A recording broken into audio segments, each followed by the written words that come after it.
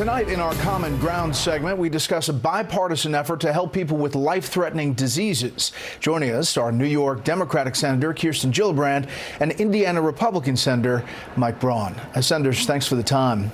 Senator Gillibrand, I want to start with something we just covered right before the break, and that is your hearing today on UAPs, the essentially unexplained aerial phenomena. We used to call them UFOs. But your takeaway from that hearing and the presentation? It was a very thorough presentation by the director of an office that we created 2 years ago called AARO. Dr. Fitzpatrick helped set up Space Force. He was former intelligence in the Navy. He's a very knowledgeable person on these topics, and what his job is to scientifically review all data concerning unidentified aerial phenomenon. And he's been reviewing over 600 of these unidentified aerial phenomenon. Some are easily determined to be drones, some are determined to be balloons, weather balloons, even the spy balloon we just saw out of China. But his job is to make sure we always have domain awareness and we know what technologies our adversaries may well have developed so that we can protect our personnel as well as protecting our bases and assets and our national security. You know, some of the unexplained things could be adversaries, could be like we saw the spy balloon flying across the country from China. I want to talk to you both about China briefly. And this is Mike Gallagher, the chairman of the House Select Committee on China, talking about its aggressiveness. Take a listen. If you start to read what Xi Jinping is saying to his own party members, it really seems like he's preparing for war. They're setting up, hospitals across the strait on the Chinese side of the strait. They're preparing their citizens to endure enormous economic pain in the event of war. They seem to be increasing their aggression on all fronts. We really need to be clear-eyed about what's going on here. We have an increasingly hostile regime trying to undermine our sovereignty, attack our interests, and invade Taiwan. That's a very precarious situation. We need to push back. Senator Gillibrand, do you share that sentiment? Do you think China is getting more aggressive, and are we, the U.S., doing enough about it?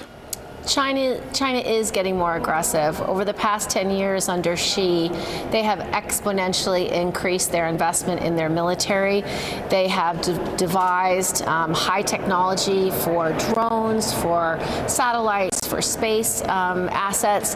They have developed the hypersonic missile, which is intended to evade radar. So their actions alone are very aggressive. Senator Braun, you come from a place of a business world background, and obviously China's also aggressive on that front with currency and other things. For me, it's very clear when you need to extrapolate behavior from the past into the future. Their road and belt investment in Africa, South America, they're playing the long game. And currently, I think they're more dependent on us than we are on them because we got a larger economy. But if you look at all of the stuff they're doing, they do play that long game. They're our geopolitical foe, and their behavior in the past is most indicative to me in terms of what they intend to do in the future.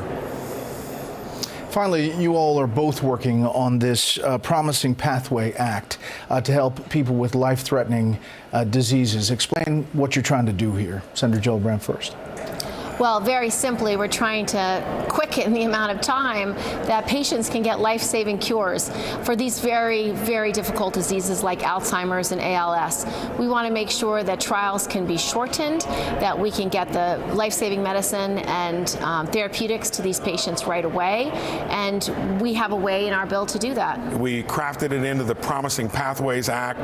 Last Congress, this Congress, it's bicameral, bipartisan, but mostly it's common sense. There's so much in the healthcare arena.